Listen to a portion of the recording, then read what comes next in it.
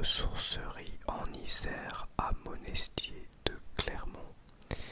Une partie trouvée à Emmaüs-Lamure en Isère. Et une partie trouvée dans un magasin vide-grenier permanent. Et pour ce faire, pour cette vidéo, je vais chuchoter très près du micro. Ça vous fera une longue vidéo avec chuchotement très près du micro et j'espère que ça va vous plaire. Je vais chuchoter doucement. On commence avec le livre que j'ai commencé récemment. Vous voyez, il y a un marque-page. Marque-page trop mignon, puisque c'est une des cartes Pokémon de mon fils qu'il avait en double qu'il m'a donné. Et j'adorais l'illustration. C'est un Miaous de Galar. Et le livre, c'est Sequan Island de David Van. Donc c'est un thriller, je crois. Mais je n'ai pas lu le synopsis volontairement. Je ne sais pas du tout de quoi ça parle. C'est un livre qui m'a été conseillé par ma petite sœur qui m'a dit que j'allais beaucoup aimer et aussi que ça l'avait vraiment retourné. Mais donc je n'ai pas encore beaucoup avancé dans le livre. Pour l'instant, on découvre les personnages et l'ambiance, l'univers, et donc je ne peux pas vous dire vraiment plus sur ce livre. Je trouve l'édition très jolie, il y a une très bonne qualité de papier et j'aime beaucoup la couverture. Le début, c'est un père et son fils qui vont s'isoler sur une île au sud de l'Alaska. Voilà. Ils comptent y rester, je crois, 1 an. Mais j'en sais pas plus. Sequan Island, je l'ai payé 9 €, je crois. 9,20 €, ouais. Dans une petite librairie dans le village de Mince. Je l'ai acheté neuf. Ensuite, trouvé aujourd'hui pour 4 € ce pavé Lovecraft et le jeu vidéo. Très jolie édition. On voit une tentacule sur son visage en brillance, c'est vachement sympa. Et il fait quand même combien? Il fait 350 pages. Je vais vous montrer un petit peu l'intérieur. Vraiment sympa. Il y a quelques petites illustrations à certains endroits. Très jolies. Et on a les cloches qui nous accompagnent pour parler de Lovecraft. Les illustrations sont toujours un peu... Ah non, on a aussi des illustrations de jeux vidéo. Voilà.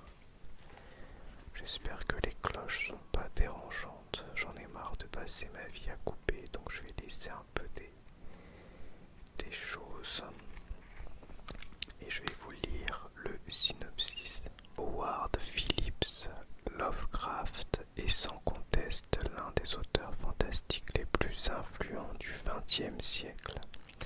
La monstrueuse cosmologie qu'il a imaginée et le climat particulier de ses récits ont influencé nombre de créateurs dans tous les domaines artistiques.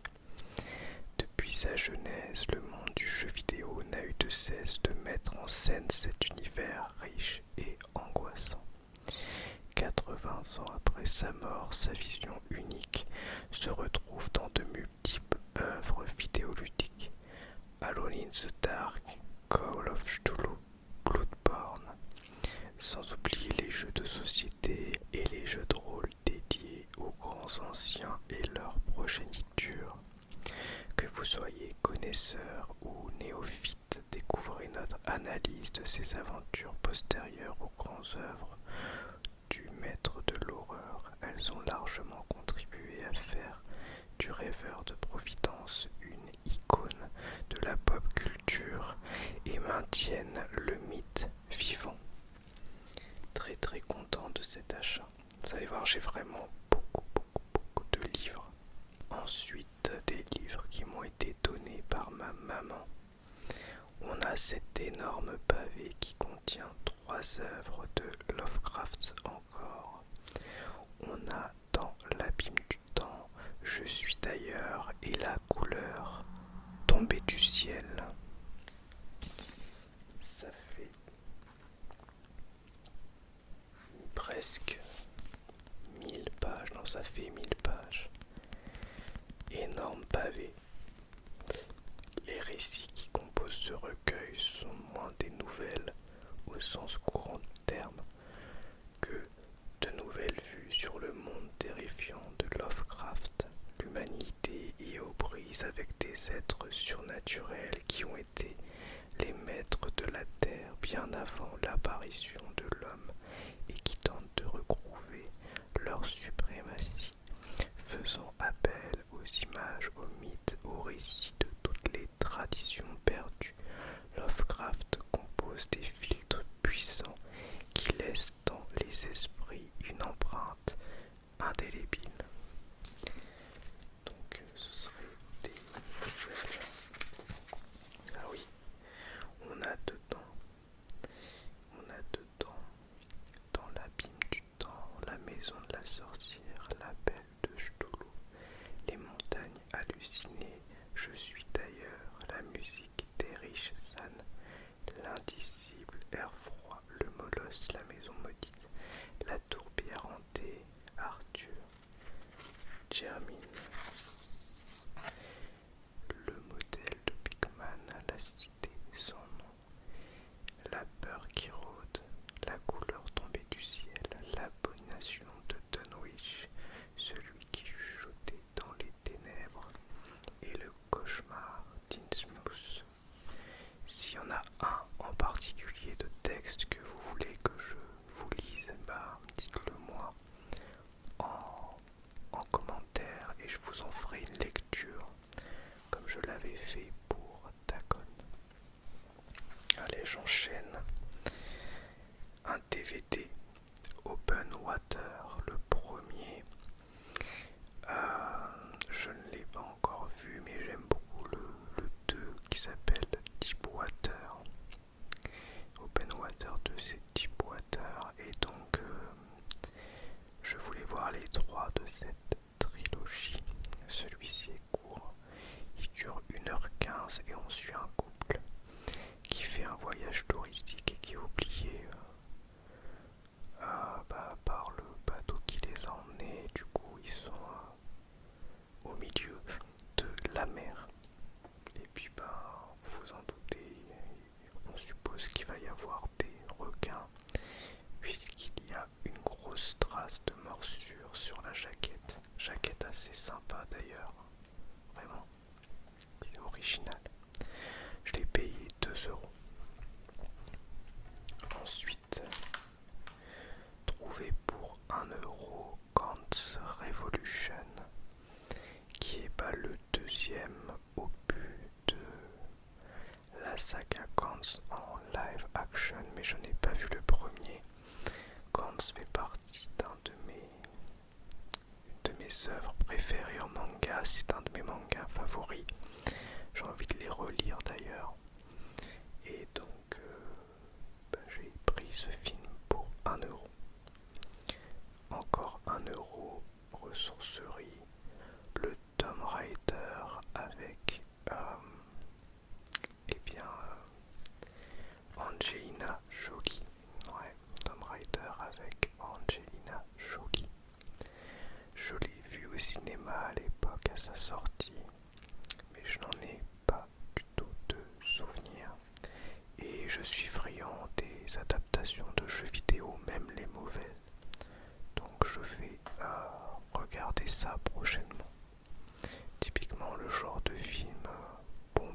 reposer son cerveau et passer un moment agréable. Agréable ou pas d'ailleurs. Ensuite, un film d'horreur que j'ai trouvé à Nose aujourd'hui en DVD. C'est Veronica par le réalisateur de REC. Je vais vous lire le synopsis. À Madrid, après avoir participé à une séance de spiritisme avec ses amis, une jeune fille est assaillie par des créatures surnaturelles qui menacent de s'en prendre à sa famille. Ensuite, je vais continuer avec Nose. J'ai 3 Blu-ray. On a The Communion Girl, ce sont tous des films d'horreur. Espagne, fin des années 1980, Sarah, nouvelle arrivante, essaie de s'intégrer aux autres adolescents d'une petite ville soudée de la province de Tarragone. Il y a un avion qui passe, j'espère que vous l'entendez pas trop. Il y a la base militaire d'Évreux qui est pas si loin de chez moi et du coup des fois il y a des avions, donc j'espère que le bruit de fond est pas trop dérangeant. J'ai vraiment pas envie de trop couper cette vidéo, j'espère que voilà, ça ira. Que ce sera des bruits de fond quand même relaxants. Si seulement elle ressemblait plus à sa meilleure amie extravertie, Rébi. Un soir, elle sort en boîte de nuit. En rentrant chez elle, elle tombe sur une petite fille tenant une poupée habillée pour sa première communion. Le cauchemar commence maintenant. Okay.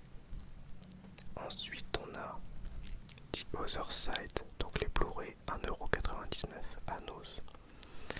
Shirin, débutante dans son rôle de belle-mère, emménage dans une maison jumelée à une autre avec son partenaire Frédéric et son fils Lucas. Ce nouveau foyer lui semble être l'endroit idéal pour fonder une famille. Mais lorsque Frédéric part en déplacement professionnel, Shirin entend des bruits étranges émanant de l'autre moitié du pavillon alors que Lucas se fait un nouvel ami. Ça a l'air assez cliché, mais bon, faut voir. Hein. Des fois, un synopsis de film d'horreur, ça veut tout dire et rien dire. Et ensuite, on a Mortal par le réalisateur de ce Gendo Identity que j'ai beaucoup aimé et Scary Stories que je n'ai pas vu. Eric s'est réfugié seul au cœur de la... J'arrive pas à lire, il y a un logo dessus. Après avoir causé l'incendie d'une ferme tuant 5 personnes, puis provoquant la mort d'une 6e personne.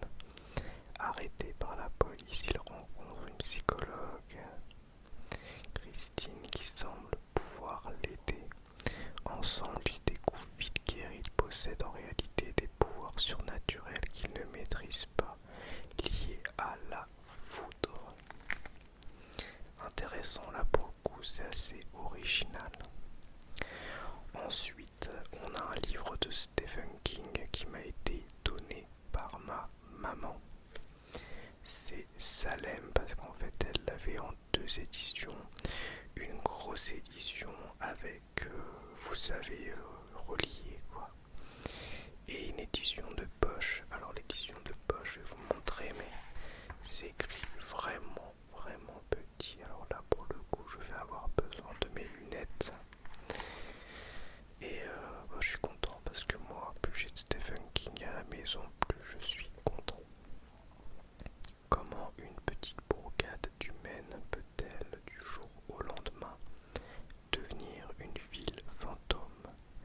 Jérusalem Slot Salem n'avait pourtant pas de caractéristiques particulières sinon sur la colline la présence de cette grande demeure, Marsden House, inhabitée depuis la mort tragique de ses propriétaires 20 ans auparavant. Et lorsque Ben Mears y revient, c'est seulement pour y retrouver ses souvenirs d'enfance. Mais très vite, il devra se rendre à l'évidence, il se passe des choses très étranges à Salem. Un chien est immolé, un enfant disparaît et l'horreur s'infiltre. C'est dans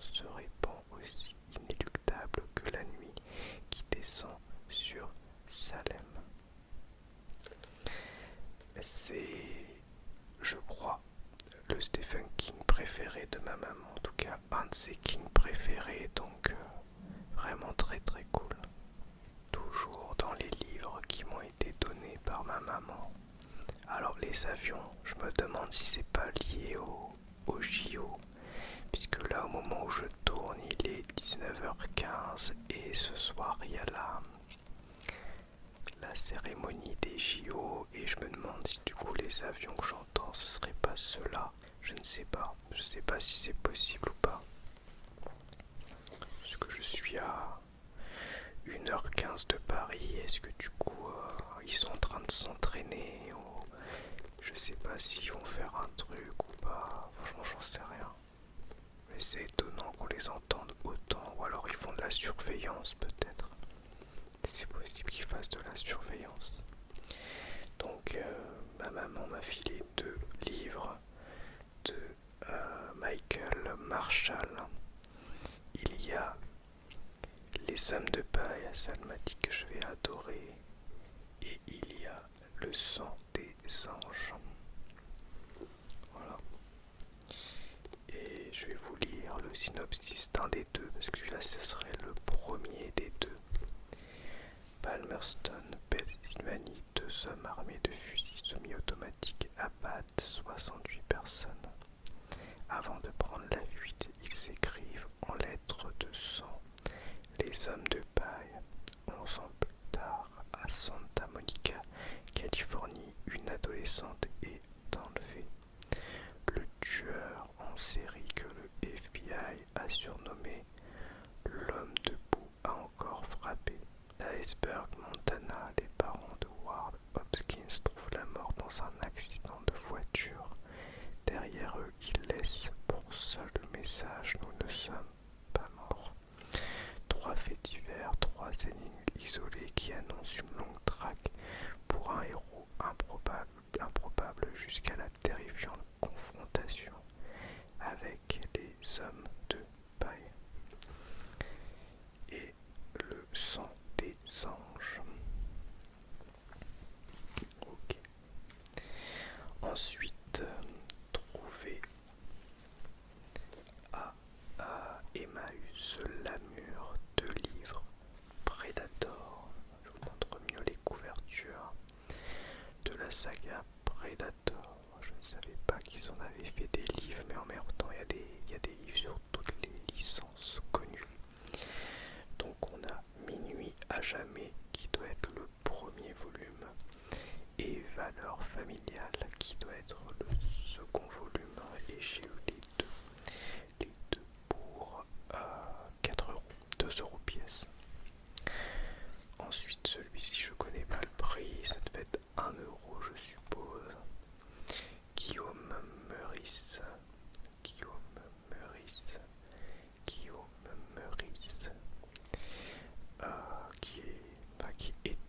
qui était chroniqueur sur France Inter. J'ai vu son spectacle à Évreux fin d'année dernière, j'avais beaucoup aimé. Et c'est un livre qui s'appelle Le Roi Navet Paris. Triboulet fut le difforme et le volubile bouffon de Louis XII et François Ier. À travers sa vie de frasque et de facétie, il testa à chaque instant les limites de sa liberté, jusqu'à la blague de trop. Le pouvoir tolère-t-il vraiment le rire lorsqu'elle est permise par un roi? L'irrévérence fait-elle révérence? L'ascension et la chute de Triboulet racontée par un bouffon du XXIe siècle. Le livre est petit, il fait 220 pages environ, mais ça me fait très envie. Je trouve le synopsis intéressant et je suppose que du coup c'est un petit peu méta. Ensuite, ça c'est ma maman qui me l'a conseillé et qui me l'a offert. Graham Masterton, Le diable en gris. Une jeune femme brutalement taillée en pièces dans sa maison de Virginie. Oui, c'est toujours des lectures c'est du thriller quoi. Une jeune femme brutalement taillée en pièces dans sa maison de Virginie avec une arme vieille de 100 ans. Un officier à la retraite éviscéré par un assaillant invisible. Une jeune femme les yeux crevés dans sa baignoire puis bouillie vif.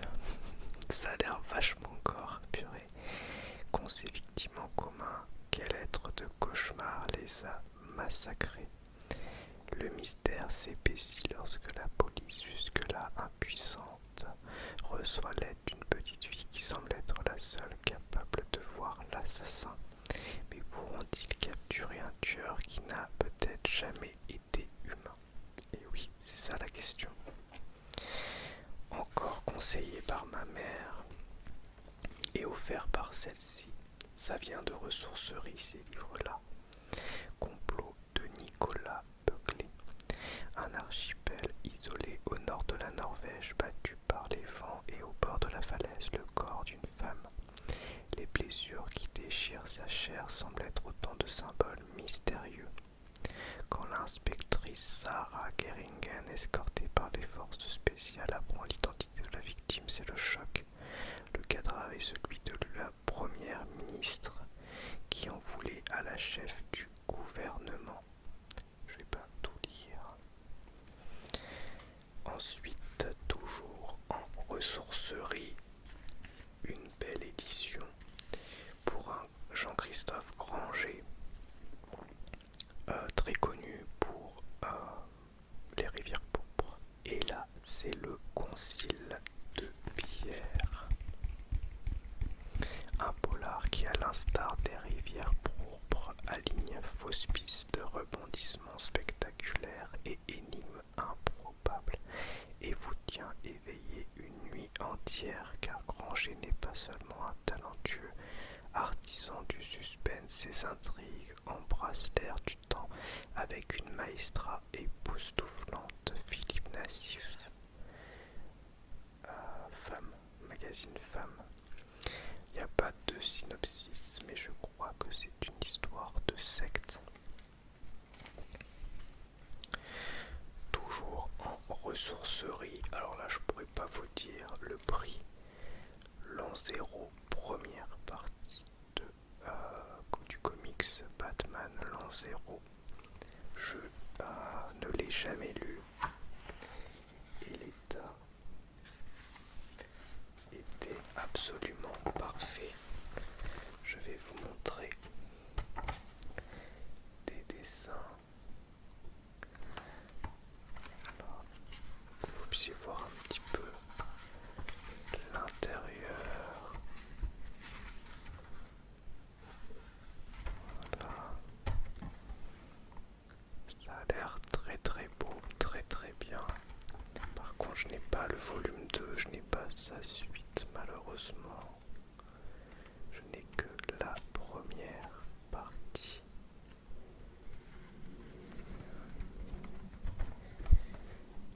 Décidément, ce soir, les avions sont de sortie. J'espère vraiment que dans la vidéo, ça rendra bien, qu'il n'y aura pas de problème. Bon, et on va faire avec. De toute façon, maintenant, je l'ai commencé. Donc, on va voir. Ensuite, un gros pavé trouvé à Emmaüs pour 4 €.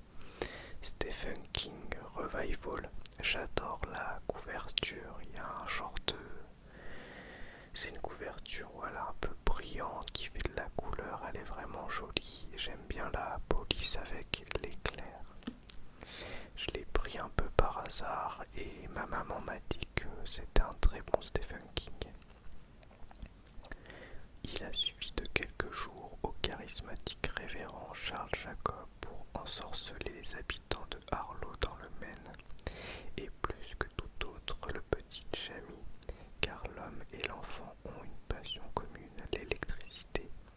30 ans plus tard, Jamie, guitariste de rock rongé par l'alcool et la drogue, est devenu une épave jusqu'à ce qu'il croise à nouveau le chemin de Jacob et découvre que le mot revival a plus d'un sens et qu'il y a bien des façons de renaître.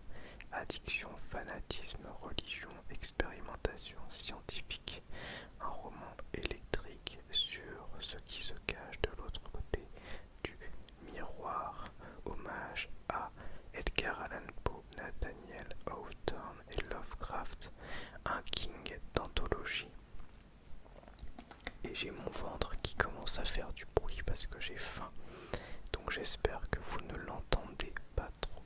Ensuite, pour 2 €, la série Netflix Narcos que j'ai pris aussi pour les bonus et puis pour le jour où je n'aurai plus Netflix. Je suis en train du coup de la recommencer. Je suis à l'épisode 4 et c'est vraiment très très bien. Ça parle de la Colombie avec Pablo Escobar, comment il a monté son commerce de drogue, comment il est devenu un grand parrain de la mafia colombienne, et puis sa traque, etc., etc., etc. Et il y a pas mal de bonus, et donc 2 € pour les 2 saisons. Ça s'ajoute à ma collection. Ensuite, j'avais trouvé en ressourcerie à Évreux, mais je crois pas vous l'avoir montré, le film Buffy par Josh Whedon. Je crois que c'est pas lui qui l'a réalisé. C'est écrit réalisé par Fran Rubel Kuzui. Josh Whedon, il est scénariste dessus. Et c'est donc le film Buffy qui est sorti avant la série, qui apparemment est vraiment pas bon, pas terrible, mais certains disent que c'est assez fun, donc à voir. Ça parle évidemment de chasse aux vampires avec une pom-pom girl, voilà. Et là, vous voyez, ils disent ce film fut réalisé en 92 par Josh Whedon,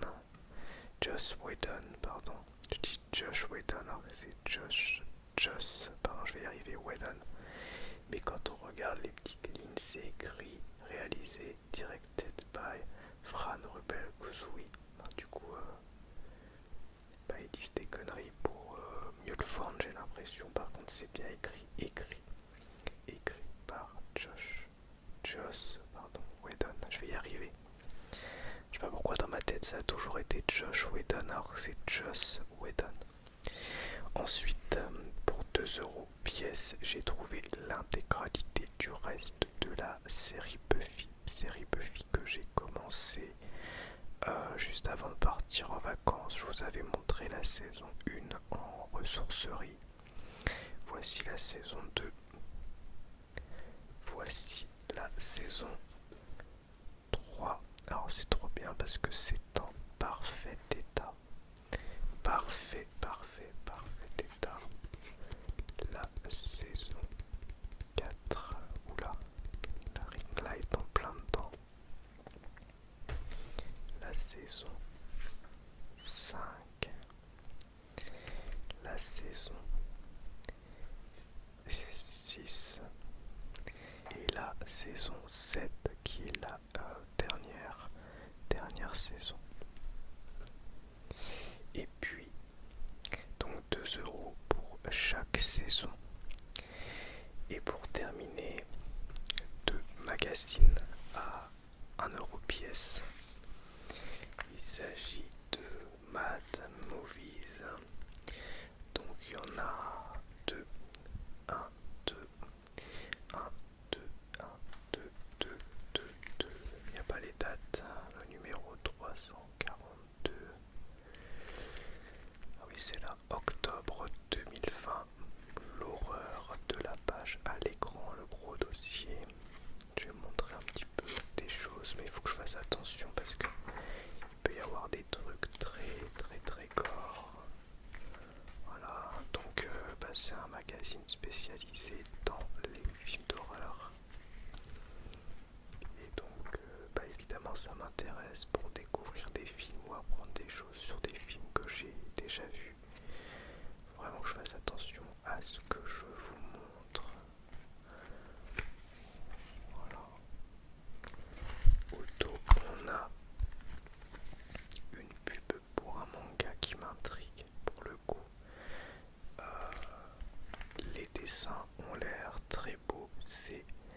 Asatora, je ne connais pas. Mais là aussi, ça fait très Lovecraft, encore une fois. Et le deuxième volume s'appelle, la couverture, c'est Made in Asia. Made in Asia. C'était au moment de la sortie de ce Sadness et du coup ça parle de plein de films asiatiques comme en couverture on voit Ebola Syndrome qui a la réputation d'être assez gore, mais on m'a dit récemment que c'était un peu décevant, donc il faudrait que je le voie. Et je vais arrêter là parce qu'il y a un oiseau qui a l'air de s'être mis dans mon grenier et qui fait un boucan d'enfer, donc je vais arrêter là la vidéo. J'espère en tout cas que ça vous aura plu et je vous dis à bientôt pour une nouvelle vidéo ASMR. Au revoir.